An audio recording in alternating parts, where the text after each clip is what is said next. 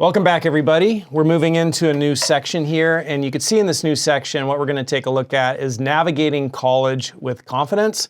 And when I refer to college, I'm referring to both college and university and also life, all of the above, but I'm just going to say college. So I'm going to use the word college to refer to both college and or university and or life, because everything you're learning in here is specifically tailored to help you in school, in post-secondary education, in college and university, but also it's very much going to help you throughout all of your life. So we're going to learn in this section how to navigate college, university life with confidence. And we're going to learn about grades, professors, jobs, and learning. You're going to learn about owning your future, autonomy, independence, sovereignty, and college culture. And one of the big takeaways from this video right here is going to be to empower you, to rule over the kingdom or the queendom, which is your life. And we're going to learn one of my favorite psychological principles in this video, and that psychological principle is the power of actively making choices.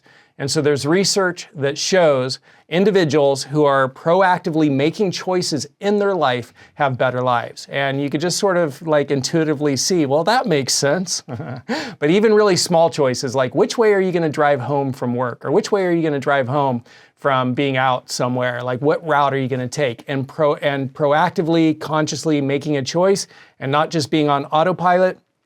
Exercising that muscle of choice making is going to be really helpful in your life, and there's research that supports that. You could read about it in Charles Duhigg's book, Smarter, Faster, Better, and I will give you the resources for a bunch of different books which are super helpful, and movies and podcasts. We'll learn all about that when we talk about cultivating emotional intelligence, proactive learning, and personal growth. And just to give you a preview of that here, you could see here all of those resources that you're going to get. They're available in the course outline, so you could go to the course outline right now if you'd like, and you could get to those resources. But we will cover those resources in the final video here in this section, cultivating emotional intelligence, proactive learning, and personal growth. And emotional intelligence is hugely important in your life. So emotional intelligence can really help define the difference between success and failure and what emotional intelligence means. And so, by the way, there's in the intelligence quotient, IQ, and that's just like, you know, what is your brain power? And different people have a set rate for brain power when they measure that in certain areas, right? We all have multiple intelligences, and some of us are smarter with mechanical things, and some of us are smarter with theoretical scientific concepts. And we just have different, right? Like, you know, the variety of nature is what makes nature beautiful, the diversity and the variety of it. And we all have multiple intelligence, but IQ is the measure of brain power, and EQ, emotional quotient, is the measure of your emotional intelligence. And EQ correlates in many instances higher than IQ for being successful in a lot of different careers.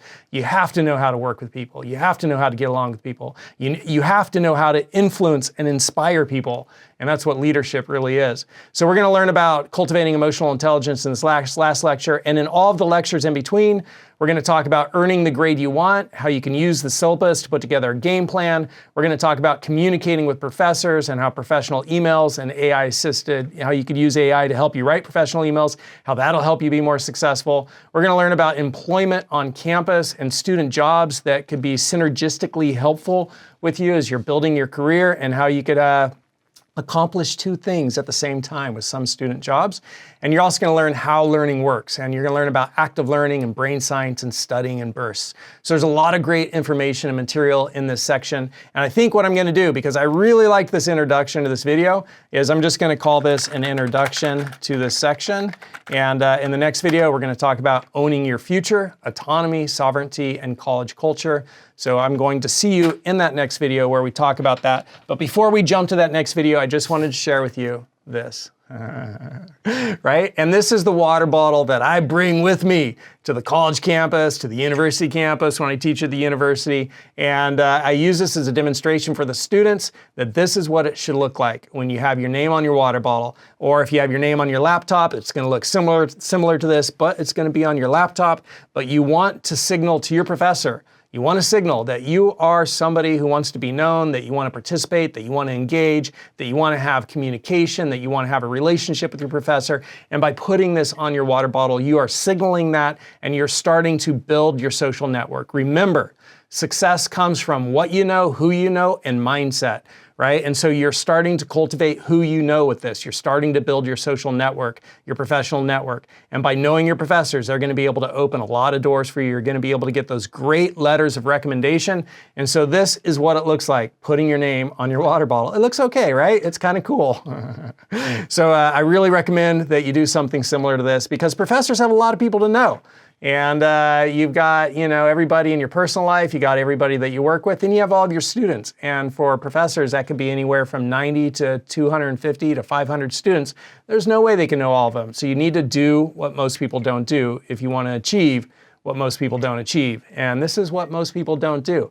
And it really signals to professors that you want to cultivate that relationship and be known and engage. And yeah, that's going to help you.